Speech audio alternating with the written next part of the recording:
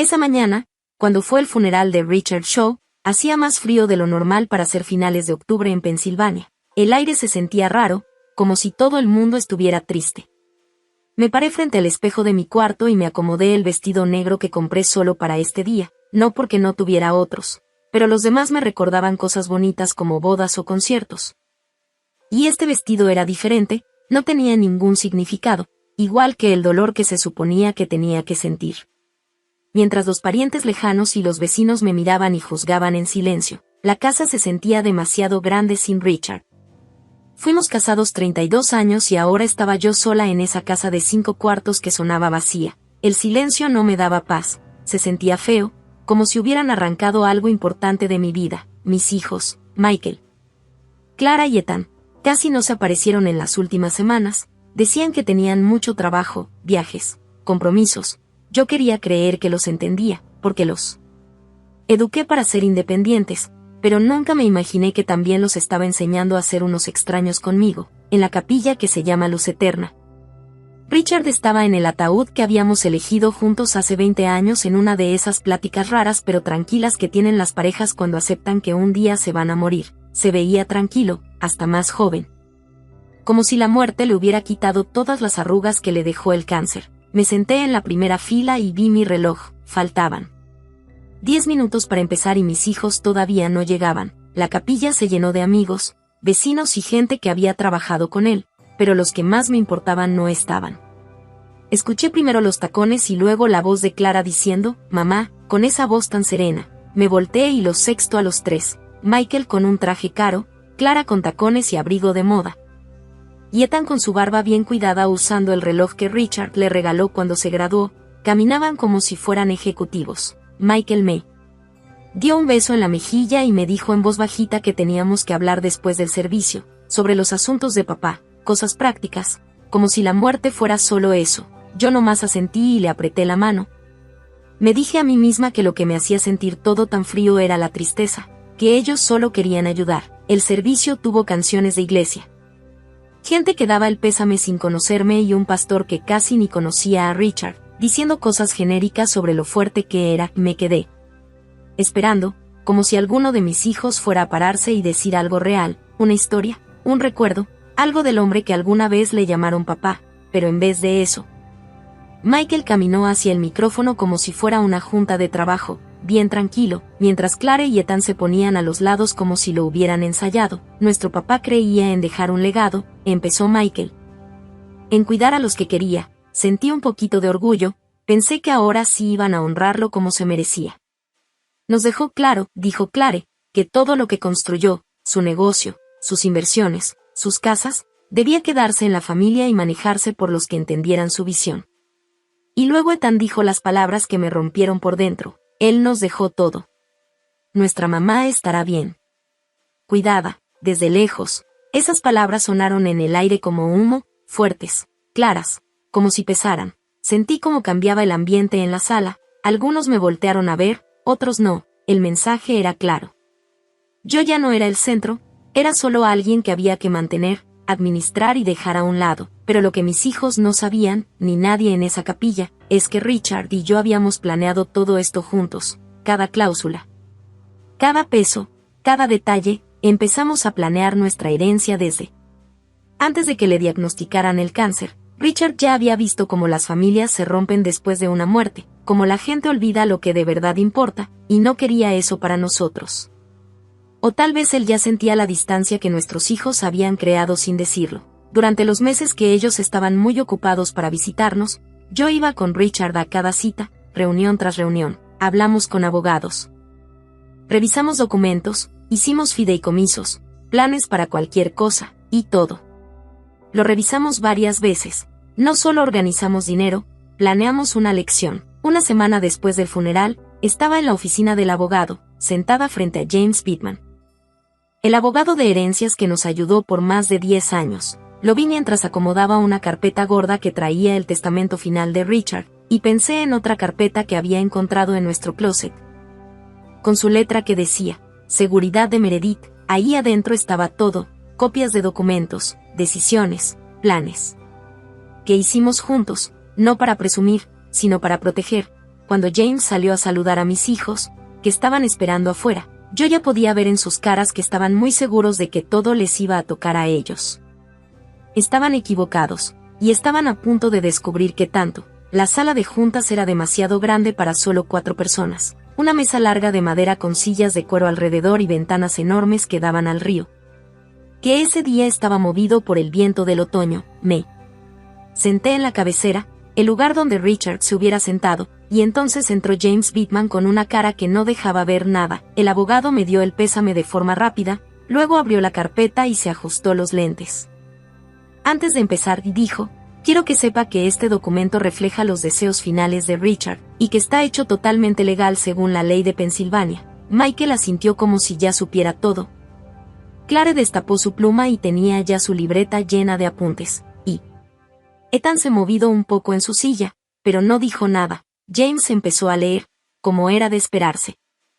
El testamento comenzaba con una lista de las cosas que dejaba Richard, la casa, las acciones de su negocio, los carros, las cuentas de retiro y las otras propiedades. Todo eso se suponía que iba para nuestros 3 hijos.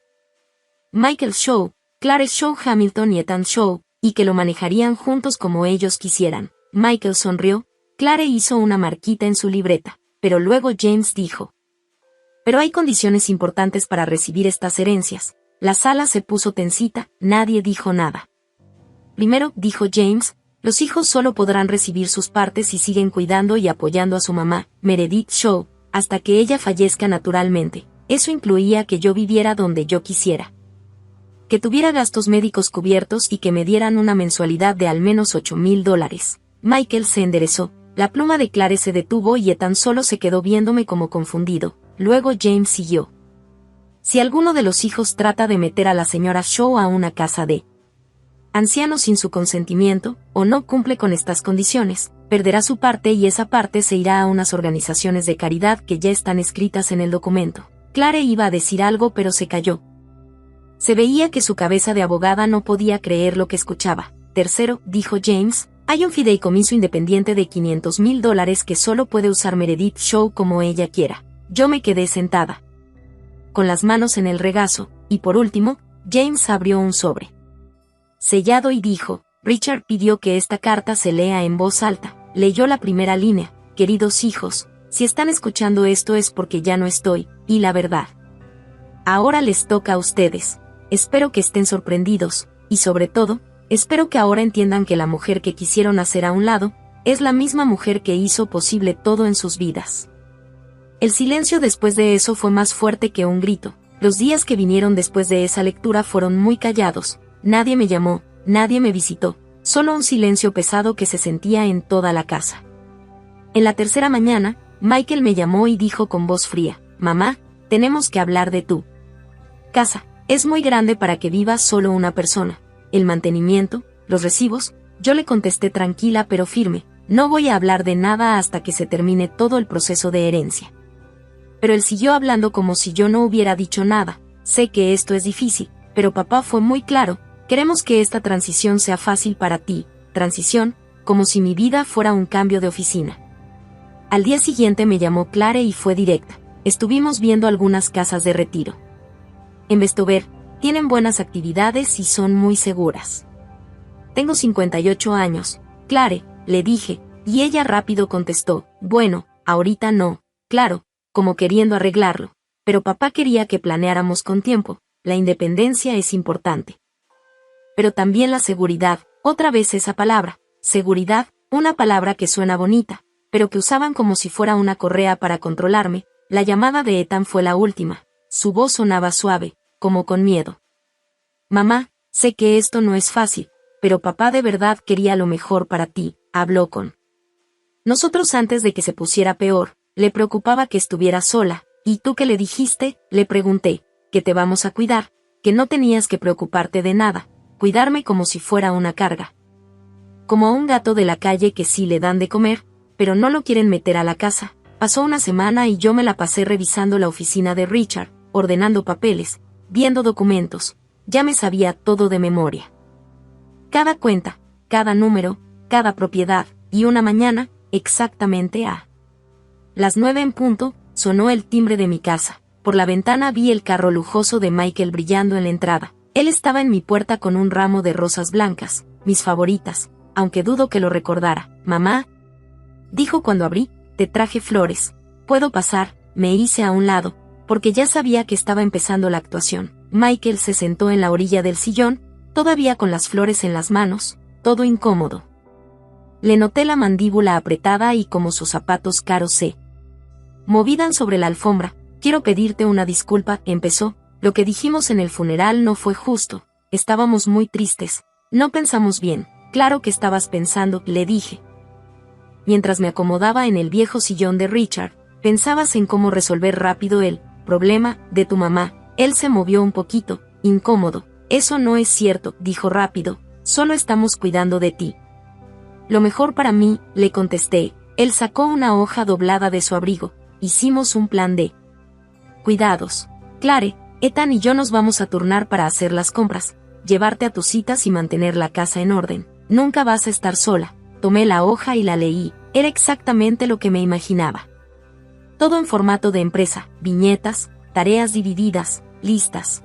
Pero nada de cariño, nada de sentimiento, solo administración. «¿Y los $8,000 mensuales?», pregunté mientras leía. «Vamos a hacer una transferencia automática el primer día de cada mes. Todavía estamos viendo quién va a poner más o menos, porque sí es mucho dinero, mamá, y con el tiempo se acumula». «Sí», le dije doblando el papel y poniéndolo en la mesa. «Tu papá y yo ya habíamos hecho las cuentas. Casi $4 millones en 40 años. ¿No crees que es demasiado?». No lo dijo, pero se lo noté en la voz, como pensando, «vales tanto, vas a ver», le dije bajito, «que la justicia no siempre es barata». Y antes de que me contestara, se abrió la puerta de la entrada. «Mamá», gritó Clare desde el pasillo, «el coche de Michael está afuera, están los dos aquí», y así, sin aviso, llegó la delegación. Clare entró primero, todavía con su ropa de trabajo, llevaba un portafolio en una mano y una bolsa de papel en la otra. «Traje rollos de canela», dijo levantando la bolsa con una sonrisa falsa, «de la panadería Kennedy. Te los llevábamos todos los domingos». Lo hizo durante 18 años, cada domingo por la mañana, hasta que todos se mudaron y dejaron de venir a casa a desayunar. Ethan venía detrás, más callado que de costumbre, con los hombros caídos como si cargara algo más pesado que la culpa. «Necesitamos hablar», dijo, «todos, sobre cómo va a funcionar esto». Yo le señalé el sofá, y se sentaron juntos, ordenaditos, como en el funeral, dando la impresión de que estaban unidos, pero esta vez ya se les notaban las grietas. Clare sacó su libreta y dijo, «He estado revisando los términos del testamento. Papá fue muy detallista, pero si todos estamos de acuerdo, algunas cosas se podrían ajustar». «No estoy de acuerdo», dije sin gritar.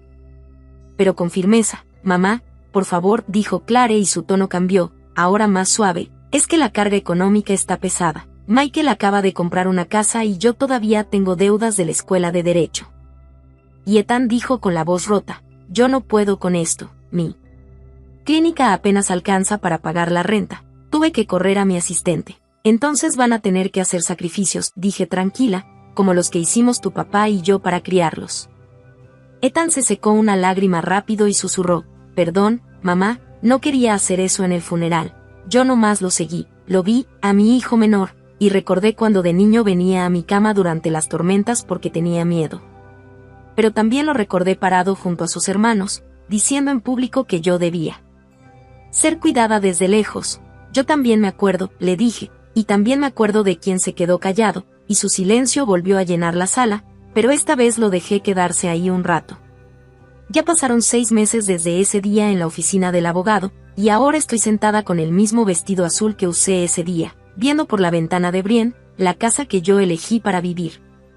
La casa de la que mis hijos querían sacarme. Los $8,000 llegan puntualitos a mi cuenta el primero de cada mes, transferidos desde la cuenta del negocio de Michael, porque él es el único que tiene dinero en efectivo. Él envía su parte cada 3 meses, ajustando su presupuesto ya de por sí apretado. Ethan tuvo que vender su casa y mudarse a un departamento de 2 cuartos para poder pagar. Los 3 me llaman cada domingo, siempre en altavoz. Las pláticas suenan como llamadas de servicio al cliente, muy educadas, muy eficientes, pero sin emoción. Me preguntan cómo estoy, si necesito algo, y qué tal está El clima. Los primeros 3 meses los dejé actuar, les dije nada, les hice creer que una pensión fija y una llamada a la semana era suficiente para cumplir, pero luego, un martes, le llamé a Michael y le dije: necesito ayuda en el sótano, solo estoy moviendo unos archiveros. Él se quedó callado un momento y luego preguntó: ¿no puedes contratar a alguien? Tengo una junta, puede que haya papeles que tu papá quería que vieras, le dije. Llegó 30 minutos después, enojado y con su traje puesto. Lo llevé a una esquina del sótano donde había 4 archivadores viejos y llenos de polvo. Empieza con estos, le dije, ordena todo y saca lo que tenga que ver con el negocio. Le tomó 6 horas, y faltó a su reunión. Yo le llevé café y nomás lo observé. En un cajón encontró el acuerdo original de sociedad, un documento que podía cambiar quien tenía él. Control del negocio. Se le iluminaron los ojos y dijo: esto lo cambia todo, podría reestructurar. Como dijiste, lo interrumpí. La empresa, dijo, me refería a eso. ¿Querías tomar el control?, le dije mientras le quitaba el papel de las manos. Esa noche guardé el documento en mi caja fuerte, junto con otros papeles que había juntado en secreto, pólizas de seguro con beneficiario sorpresa, cuentas de inversiones que nadie conocía, y propiedades escondidas bajo fideicomisos. La información es poder. La prueba de Clare llegó un mes después. Le llamé a su oficina un viernes y le dije: tengo una duda sobre daños por la tormenta y mi seguro de casa, ¿me puedes ayudar? No es mi especialidad, mamá, respondió, deberías hablar con alguien que sí sepa.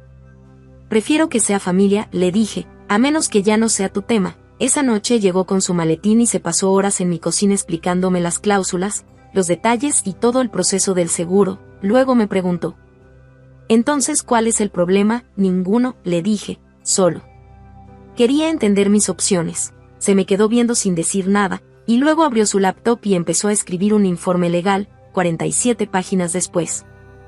Ya tenía una revisión completa de todas mis pólizas de seguro. Fue otro recordatorio de que, cuando quieren, si pueden. La prueba de Ethan fue la más difícil. Lo llamé el día del aniversario de la muerte de Richard y le dije que me sentía sola, que si podía venir. Él vino todavía con su uniforme de médico, oliendo a clínica y a pelo de perro. Pasamos la noche viendo fotos viejas, álbumes de cumpleaños, navidades, viajes. En un momento tocó una foto donde aparecía de niño y dijo: recuerdo esto. Y todo lo que hiciste por nosotros. Lo siento mucho, mamá. Lo miré, a mi hijo más chico, con lágrimas en los ojos, y no sentí nada, ni perdón ni consuelo, solo la tranquila seguridad de que al fin se estaba haciendo justicia. Mis hijos siguen con la rutina. El primero de cada mes me llega el dinero, y cada domingo me llaman, me preguntan por mis medicinas, lo que como, si ya cambié el filtro del horno, ahora son cuidadosos, muy cuidadosos. Pero todavía no entienden, nunca se trató del dinero. Se trató de lo que pasa cuando alguien cree que puede desechar a quien los sostuvo toda la vida. Se trató de enseñarles quiénes eran de verdad cuando pensaban que nadie los estaba viendo, y fallaron feo. Ahora viven con las consecuencias, pagan por el privilegio de mantener una relación con una mamá que ya no los ama, vienen a visitarme para hacer como que les importo, no por amor, sino porque el testamento los obliga. Traen panecitos de panadería y horarios imprimidos, como si con organización pudieran reemplazar la verdad, pero no se puede, y no se va a poder. A veces los veo mirándome como esperando que me suavice, que los perdone, que vuelva a ser la de antes, pero esa mujer ya no está. Se fue el día que se pararon frente a toda esa gente en el funeral y me redujeron a una tarea en su lista, cuando vieron a una viuda triste y solo pensaron en un problema que había que resolver. Lo que queda ahora es alguien que recuerda todo, cada rodilla que cuidó, cada tarea que revisó, cada Navidad que hizo mágica, cada sacrificio, y también recuerda lo fácil que fue para ellos querer borrarla. La justicia, como resulta, no es barata, pero verlos pagar mes tras mes, año tras año, solo para estar frente a una mujer que alguna vez creyeron que podían controlar desde lejos. Eso no tiene precio.